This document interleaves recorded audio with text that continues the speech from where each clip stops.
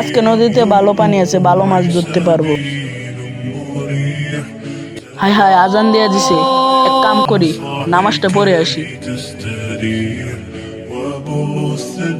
বন্ধু রনি, আজান দিয়ে দিছে, চল নামাজটা পড়ে আসি। না রে, যেদিন থেকে ভালো হতে পারবো সেদিন থেকে নামাজ পড়বো, তুই যা। আচ্ছা ঠিক আছে। আরে আমার বন্ধু রনি তো একেবারেই নামাজ পড়ে না, আজকে একটা কিছু করতে হবে। বন্ধু, এই যে আমি এখানে বসলাম। কি রে, বসলি মানে? তুই কি আজকে বাড়িতে যাবি না নাকি? না, আমি বাড়িতে যাব না, এই নদীর পানি যখন শুকিয়ে যাবে তখন বাড়িতে যাব।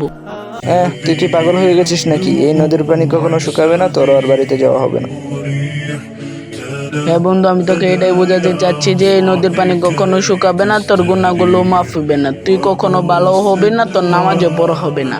হ্যাঁ বন্ধু, তুই ঠিক বলেছিস, আজকে থেকে আমি তোর সাথে নামাজ পড়বো।